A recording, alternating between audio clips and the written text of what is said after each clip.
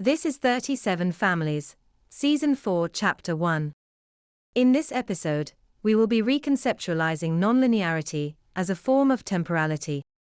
To begin, in past episodes, we largely originated from the perspective of spatial dimensionality. From this standpoint, linearity exists as a consequence of spatiality, or rather the ingratiation of self within a spatial path which is linear. From this we drew a number of conclusions. Namely, we represented each intersection with another person as the result of 9 dialogues, of 9 affirmational narratives, corresponding to 9 impulses, representing 9 parallel worlds of intersection.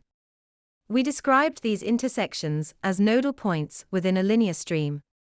And then, departing from that, we described non-linearity as a consequence of existing beyond a linear path. In this episode, I would like to elaborate the nature of this non-linearity as a consequence of its temporality.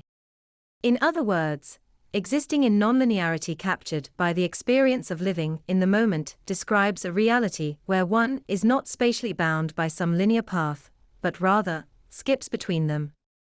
Among the properties of non-linearity were group consciousness, as well as some degree of omniscience, as well as being able to skip from path to path according to the expression of every feeling, or impulse, precisely as it occurs, violating taboos and social convention from linear stream to linear stream. At first, I could not conceptualize these as a consequence of temporality, but I see now that that was merely short-sightedness.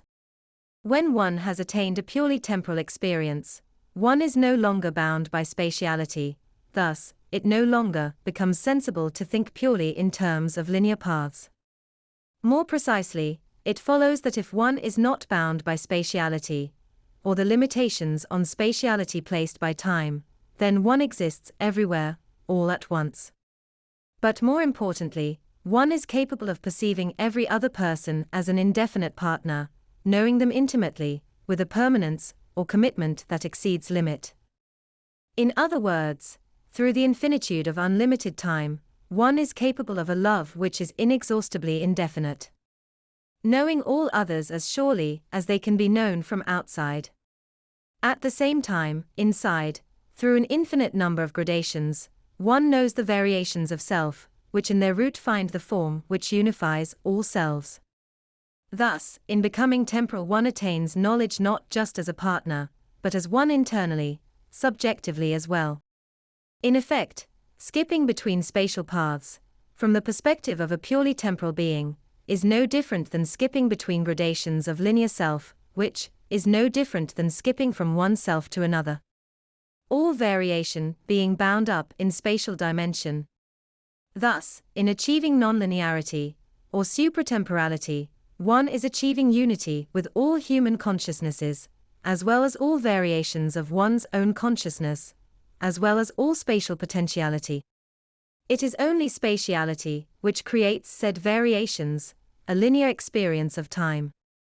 But more precisely, in supratemporality, there is infinite love, truly, the understanding of one outwardly and inwardly, for in existing beyond spatiality one is both outside, committed, for infinity, and inwardly, unified, for infinity.